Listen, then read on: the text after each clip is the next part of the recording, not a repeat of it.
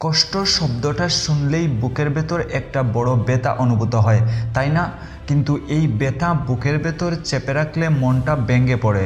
কারোর সাথেই কথা বলতে ইচ্ছে করে না, কাউকে দেখতে ইচ্ছে করে না, এমনকি ভালো কথা শুনলেও রাগ হয়।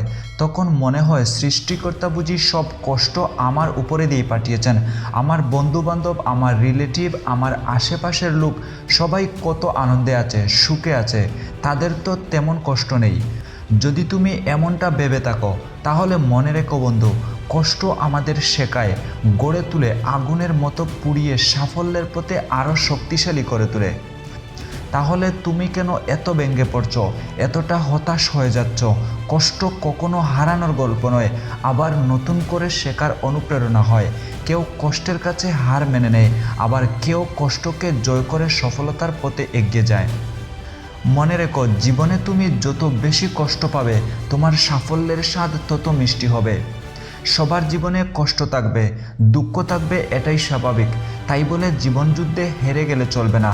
জীবনের যুদ্ধে কষ্টগুলোকে জয় করে এগিয়ে যেতে হবে। মনে হচ্ছে কষ্টটা আমার গার্লফ্রেন্ড দিয়েছে, আমার বাবা মা দিয়েছে, অথবা আমার বন্ধু বান্ধব দিয়েছে।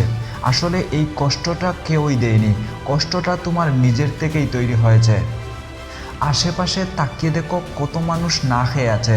অনেকে 3 বেলা খাবারের জন্য দিনরাত পরিশ্রম করে যাচ্ছে, কেউ ডাস্টবিনের খাবার খাচ্ছে। তুমি তো তাদের থেকে অনেক ভালো আছো। তোমাকে তো না খেয়ে জীবন ধারণ করতে হচ্ছে না, ডাস্টবিনের খাবার খাওয়া লাগছে না। তাহলে কেন এত কষ্ট পাচ্ছ? আজ থেকেই কষ্ট পাওয়া বন্ধ করো এবং স্বপ্নের পিছনে কাজ শুরু করে দাও। সফলতাকে ছিনিয়ে নিয়ে আসো।